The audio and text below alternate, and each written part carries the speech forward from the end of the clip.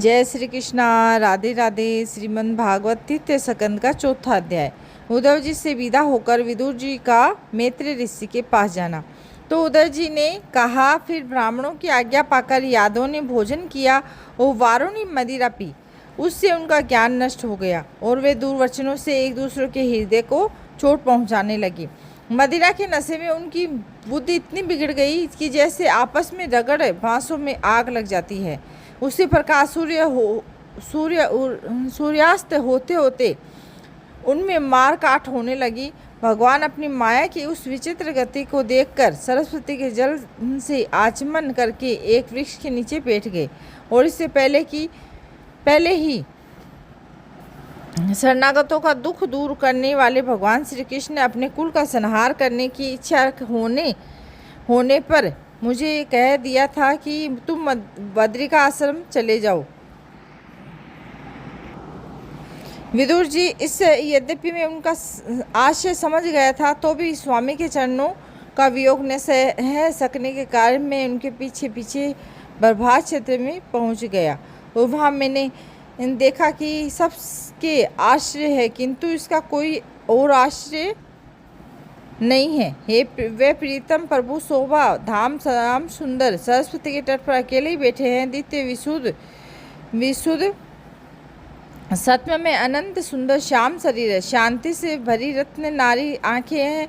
उनकी चार भुजाएं रेशमी पीताम्बर देखकर मैंने उनको दूर से ही पहचान लिया। वे एक पीपल के छोटे से वृक्ष का सहारा लिए बाईं जांघ पर दायां चरण कमल रखे बैठे हैं। भोजन पान का त्याग कर देने पर भी वे आनंद से प्रफुल्लित हो रहे थे।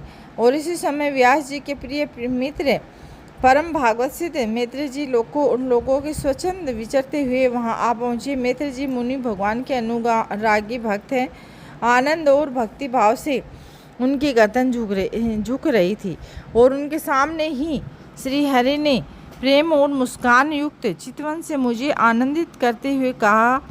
श्री भगवान कहने लगे, मैं तुम्हारी आंतरिक अभिलाषा जानता हूँ, इसीलिए मैं तुम्हें वह साधन देता हूँ जो दूसरों के लिए अनंत दुर्बल है। उद्धव, तुम पूर्व जन्म में वसु थे। विश्व की रचना करने वाले प्रजापति और वसुओं के यज्ञ में मुझे पाने की इच्छा से ही तुमने मेरी आराधना की थी। और साधु स्वभाव उद्धव, संसार में तुम्हारा ये अंतिम जन्म है क्योंकि इसमें तुमने मेरा अनुग्रह प्राप्त कर लिया है। मैं मर्त्य लोग छोड़कर अपने धाम में जाना चाहता हूँ। इस समय यहाँ एकांत में तुमने अपनी अनन्य भक्ति के कारण ही मेरा दर्शन पाया है।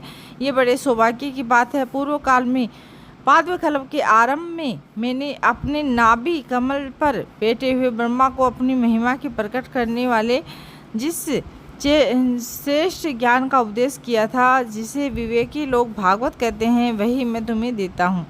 विदुर जी मुझ पर प्रतिक्षण उन परम पुरुष की कृपा बरसा करती थी। इस समय उनके इस प्रकार आदरपूर्वक कहने से स्नेहवश मुझे रोमांच हो आया और मेरी वाणी गदगद हो गई और नेत्रों से आंसुओं की धारा बहने लगी।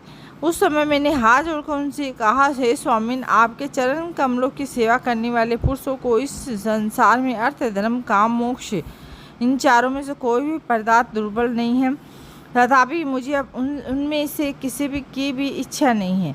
मैं तो केवल आपके चरण कमलों की सेवा के लिए लालायित रहता हूँ। हे प्रभु, आप निष्प्रभ होकर भी कर्म करते हैं, अजन्मा होकर भी जन्म लेते हैं, काल रूप होकर भी शत्रु के डर से भागते हैं और द्वारिका के किले में जाकर छिपे रहते हैं तथा स्वात्मा राम होकर भी 16,000 स्त्रियों के साथ रमण करते हैं।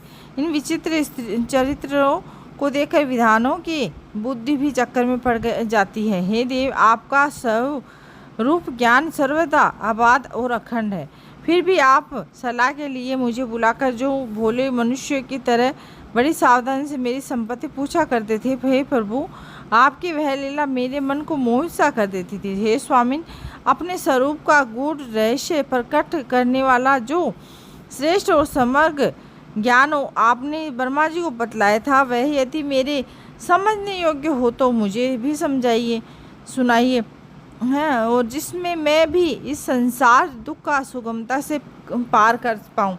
जब मैंने इस प्रकार अपने हृदय का भाव निवेदित किया, तब परम पुरुष कमल नयन भगवान श्री कृष्ण ने मुझे अपने स्वरूप का परम स्थिति का उपदेश दिया और इस प्रकार पूज्य पात गुरु श्री कृष्ण में मैं आया हूँ और इस समय उनके विरह से मेरा चित्त अनंत व्याकुल हो रहा है। विदुर जी, पहले तो उनके दर्शन पाकर मुझे आनंद हुआ था, किंतु अब तो मेरे हृदय को उनकी विरह व्यथा अनंत पीड़ित कर रही है। अब मैं उनके प्रिय क्षेत्र बद्रिका आश्रम को जा रहा हूँ, जहाँ भगवान श्री नारायण और नर ये दोनों ऋषि लोगों अनुग्रह करने के लिए दीर्घकालीन में दूसरों को सुख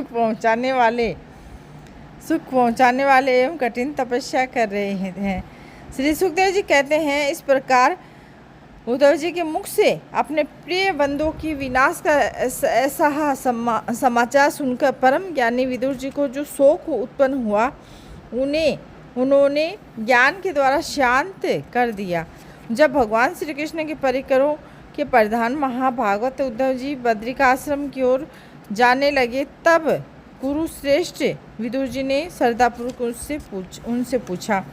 विदुर जी ने कहा, उद्धव जी, योगेश्वर भगवान श्री कृष्ण ने अपने स्वरूप के गूढ़ रहस्य को प्रकट करने वाला जो परम ज्ञान आपसे कहा था, वह आप में हमें भी सुनाइए, क्योंकि भगवान के सेवक तो अपने सेवकों का कार्य सिद्ध करने के लिए ही विचरा करते हैं।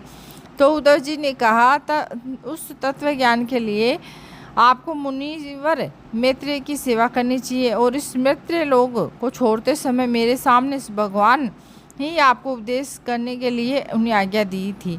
तो श्री सुखदेव जी कहते हैं, इस प्रकार विदुर जी के साथ विश्व मूर्ति भगवान श्री कृष्ण के गुणों की चर्चा होने से उस कथा अमृत के द्वारा उद्धव जी वियोग जनित महान ताप शांत हो गया और यमुना के तीर पर उनकी वह रात्रि एक क्षण के समान बीत गई। फिर प्रातःकाल होते ही वह वहाँ से चल दिए। राजा परीक्षित ने पूछा, भगवान विष्णुकुल भोजवंश के सभी रथी युद्धपतियों के भी युद्धपति नष्ट हो गए थे, यहाँ तक कि त्रिलोकीनाथ श्री हरि को भी अपना वह रूप छोड़ना पड़ा था। फिर उन सबके मुखिया उद्धव जी कैसे बच रहे? और श्री सुखदेव जी ने कहा, जिनकी इच्छा कभी व्यर्थ नहीं होती और उन श्रीहरि ब्राह्मणों के साप रूप काल के बहाने अपने कुल का संहार कर अपने श्री विग्रह को त्यागते समय विचार किया। अब इस लोक से मेरे चले जाने पर संयमी शिरोमणि उद्धव जी ही मेरे ज्ञान को ग्रहण करने के सच्चे अधिकारी हैं।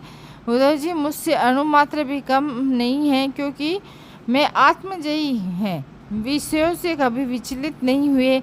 अतः लोगों को मेरे ज्ञान की शिक्षा देते हुए वे यही रहे और वेदों के मूल कारण जगत गुरु श्री कृष्ण के इस प्रकार आज्ञा देने पर उद्धव बद्रिका आश्रम में जाकर समाधि योग के द्वारा श्री हरि की आराधना करने लगे। कुरुश्रेष्ठ परीक्षित, परमात्मा श्री कृष्ण ने लीला से अपनी श्री विग्रह प्रकट किया और लीला से ही उन्हें अंतर्ध्यान भी कर दिया। उनका वह अंतर्ध्यान होना भी धीर पुरुषों का उत्साह बढ़ाने वाला तथा दूसरे पशुतुल्य धीर पुरुषों के लिए अनंत दुष्कर था। परम भागवत उद्धव जी के मुख से उनके प्रशंसनीय कर्म और इस प्रकार अंतर्धाम होने का समाचार पाकर तथा यह जानकर कि भगवान के परम धाम जाते समय मुझे भी स्मरण किया था।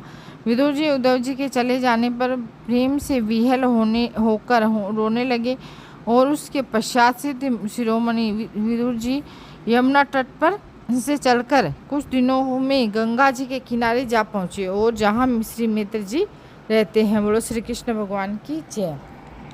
श्री कृष्ण गोविंद हरि मुरार, हे नाते नारायण वासुदेवा।